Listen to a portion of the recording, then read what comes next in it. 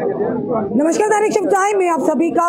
New plot में आपने एक घटना बताई थी जहां पर एडवोकेट कन्नव शर्मा पर रविंदर सिंह उर्फ काका के द्वारा गोली चलाई गई, यानी जो कि पीडीडी विभाग के कर्मचारी थे। आज उसी पक्ष के उनका परिवार रविंदर सिंह जी का अपनी बात रखने आया। चलिए इनसे जानते क्या कहना चाहेंगे।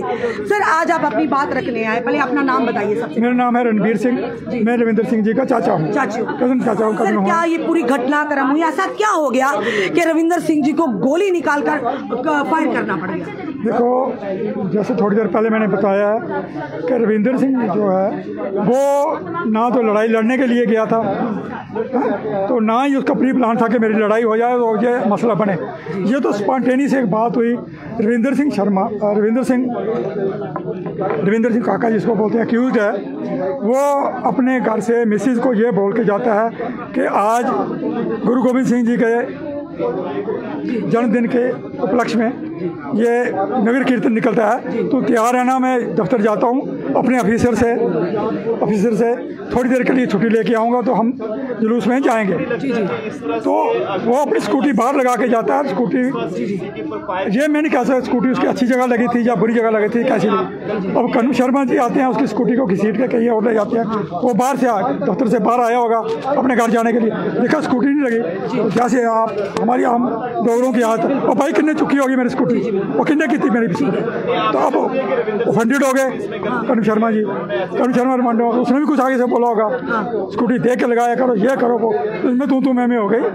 तो खिंचातानी भी हुई होगी, मैं नहीं कह सकता कि मैं वहाँ नहीं था। खिंचातानी अगर हुई है तो इसने कहा अच्छा भाई चल छट पड़े, तो मैं स्कूटी तो चाबी खींच ली और एज पर कन्नव शर्मा जी तो मेरा अपने बेटे को तरह है, उसने अपने दोस्तों को बुलाया। अब वो जवान बच्चे हैं। कितने लोग थे, आपको कैसे पता कितने दोस्त लोग? जैसे हम मीडिया से देख रहे हैं, आप लोगों से सुन रहे हैं, उनसे सुन रहे हैं, 15-20 बंदे तो आए गए होंगे।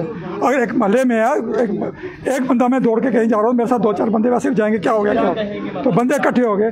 उसकी वजह से रविंदर काका जो है वो इतने खौफ में आ गया, इतने डर में आ गया कि अगर ये लोग मुझे हमला करेंगे। और रविंदर काका incidentally he is also cancer patient, उसका बॉम्बे में इलाज चल रहा है। तो वो डर गया कि अगर मुझे लड़ाई हो जाती है, मार पड़ जाती है, मुझे कुछ हो जाता है, गोली निकाली, फायर कर दिया। एकदम फायर थोड़ा किया, फायर करके हवा में करने की डराने की कोशिश की है, तो किसी वजह से उसकी बाजू को नीचा कर दिया गया। मुझे एक चीज़ बताइए सर कि वो पुलिस स्टेशन पास में ही है ना सरवाल में, वो वहाँ भी अगर उनके साथ किसी ने बदर व्यवहार किया, वो दौड़ के वहाँ भी जा सकते। यही बात तो मैं भी कहना चाहता हूँ कि ये बंदा जो अकेला है, ये इसको दौड़ के कोई निकलने देगा तो बात है। कन्नव शर्मा जी जो एडवोकेट हैं, जिनके दोस्त भी हैं, जिनका मोबाइल भी खुला हुआ, वो पुलिस को बुला लेते तो मसला वहीं पर हल हो जाता। उन्होंने पुलिस को बुलाने के कन्नव ने नहीं सोचा होगा कि गोली ऐसे लगेगी ना, उसने नहीं सोचा ऐसी हुई। अब मुझे इतना बताइए कि रिस्पॉन्सिबल सिटीजन है, अब सीनियर है, भगवान ना करे गोली थोड़ी सी इधर हो जाती, आज कन्नव जिंदा होते क्या? ना हम तो इसी बात को कंडेम करते हैं, हम कंडेम करते हैं। ऐसे नहीं है कि हम किसी को खुशी मना रहे हैं। कितना भी गुस्सा नाराजगी हो, कितनी भी लड़ाई झगड़ा हो, किसी पर गोली चलाना आपके माध्यम से नहीं, हम नहीं कहते हैं किसी पर डायरेक्ट गोली नहीं चलाई गई ना, गोली सेल्फ डिफेंस में उसने हवा में चलाने की कोशिश की है। हवा में यहाँ कैसे पहुंच गई? तो किसी बाजू खिंचातानी में ऐसा होता है कि ऐसे एम लेके तो लोग बचा रहे थे ना, बीच में बचाव हो रहा था, तभी गोली वहाँ लगी। तो गोली निकल गई ना। अगर ये गोली मारने की कोशिश करता, सीधी मारता, उसके कहीं मारता, किसी अंक पर मारता, पेट पर। वो एक सरकारी कर्मचारी है जी। हाँ, सरकारी कर्मचारी। गोली अपने पास रखते हैं। हाँ, पुलिस प्रेमिसेस में गोली ले जा, अपनी राइफल ले जाना ठीक है। मैं ये तो एक कानून का मसला है ना, कानून का मामला है। और मैंने आपको बताया 3 अगस्त को उस पर हमला हुआ था आपके घर के बाहर ही। वो अपने कुत्ते को शाम को घुमाने के लिए ले जा रहा, कुत्ता किसी पर भौंका, तो उन लोगों ने, वो 3-4 लड़के थे, वो भी जवान था, वही बात की होगी, कुत्ता संभाल के रखे यार, ये करना वो करना। इसने कहा तू जा यार, रखे तू आगे। 3 अगस्त 2024 की बात कर। हाँ, 3 अगस्त 2000। आपने कहा उनको पास तो 15-16 साल से पहले की। नहीं, ये उसके बाद गन रखने की कोशिश की उन्होंने, जेब में लाइसेंस लेके, गन तो घर में रखी हुई थी। उन लड़कों ने इसको थ्रेट किया, पहले तो मारा। ये इसके मैंने आपको बताइए, फोटो बताई है, तो ये अस्पताल में गया, उसकी FIR लाज है पुलिस स्टेशन में, रेड में। आपने CCTV कैमरास देखे, वहाँ की फुटेज देखी है? अभी नहीं देखी है मैंने। आपने देखी सर? देखी है, उसमें क्या दिख रहा है? किसी ने उनके साथ बदर व्यवहार किया है, मारपीटाई की है? मैडम, बात ऐसी है कि मुलाजिम है, उसने नगर कीर्तन का, नगर वाइफ को बोल के गया कि मैं थोड़ी देर में आता हूँ, तो तैयार हो जाओ, उधर जाएंगे। जैसे डगरे में जाना है, गुरुद्वारे जाना है, वो शराब पी के जाएगा। तो बहस हो गई, स्कूटी उधर ला रही उधर लगी, बहस हो गई। उसके बाद लड़का स्कूटी के लाके बाहर चला गया, जाने लगा था, घर आने लगा था। स्कूटी की चाबी खोली, कर्मा ने इसकी चाबी ले ली, वो चाबी ले ली, इसने दोबारा खड़ा हो गया। तो चाबी लेकर बाकी लड़कों को बुलाया, दोस्तों को बुलाया, तो कॉल करके वीडियो में आता है, वीडियो में आकर उन्हें बुलाया। वो बड़े लड़के आए, सारे लोगों ने अटैक कर दिया उसको। अटैक हुआ, सीसीटीवी फुटेज में आ रहा है अटैक किया है, देखा आपने अटैक किया सर? वो बोले मीडिया में खुद बोला है मैंने लड़कों। जिसको मुझे बताइए, आप एक सीनियर हैं, अगर हमारी आपस में विवाद किसी के साथ हो जाता है, हमारे पास हमें अपनी सिक्योरिटी के लिए हमने गन ली है, तो हम थोड़ी छोटे से विवाद के लिए गोली चला देंगे सर? मैडम बात को समझो, पास में हम भी वही रहते हैं, पास में पुलिस स्टेशन। मैं समझो, मैं वो कह रहा हूँ ना, समझो मैं क्या कर रहा हूँ कि वो लड़का घर आ रहा था, बस वही गल खत्म हो गई, आ रहा था, उसने स्कूटी चाबी ली। आज आप जो प्रेस वार्ता करें किस लिए कर रहे हैं बताइए? वार्ता कहते हैं, यही हमारे 3 इशू हैं। पहला तो ये कि जो इन्वेस्टिगेटिंग एजेंसी हैं वो थैरोली इन्वेस्टिगेट करके पिन पॉइंट करें कि प्रोवोकेशन किसकी तरफ से प्रोवोकेशन क्यों हुई, कौन सी इन्वेस्टिगेट नंबर 1 किसकी गलती है, वो अपने रिपोर्ट इस तरफ बनाए। दूसरा जो है एडवोकेट जो है हमारे भाई लोग हैं, उनसे भी कहते हैं कि इसको इतना बड़ा इशू ना बनाएं, क्योंकि ये जो झगड़ा हुआ बिटवीन रविंदर सिंह काका और किसी एडवोकेट के बीच में नहीं हुआ, यह रविंदर सिंह काका और कन्नू शर्मा जी के बीच में हुआ। जब ये हो रही थी उसमें वकालत की कोई बात नहीं थी, ना कोई वकालत का इशू था, ना कोई प्रोफेशनल मिसकंडक्ट की बात थी किसी कन्नू शर्मा जी का, तो ये एक रोड रही था।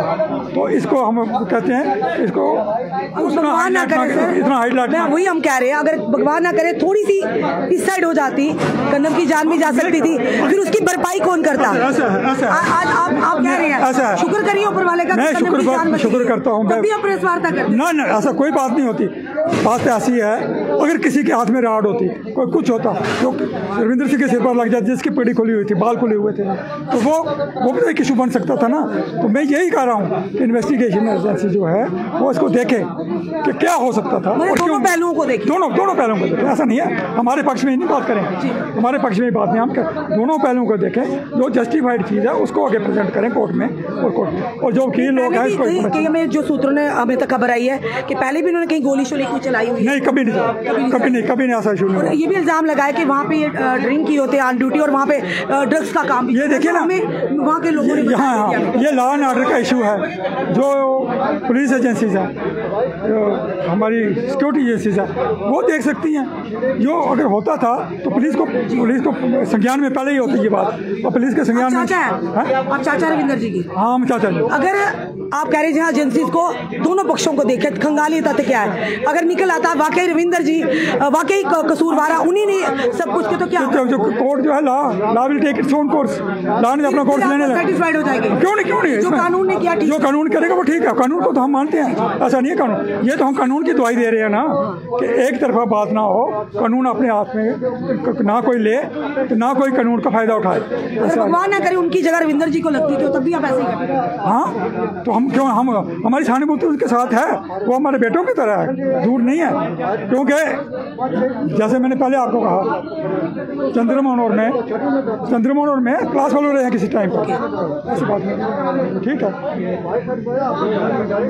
इस समय आप देख रहे हैं परिवार यहाँ पर है, रविंदर जी के चाचा जी हैं, उनकी धर्मपत्नी यहाँ मौजूद है। इनका कहना है कि हर एक को अपनी बात रखने का जो कि हक है। चलिए, रविंदर जी की पत्नी भी हमारे साथ है।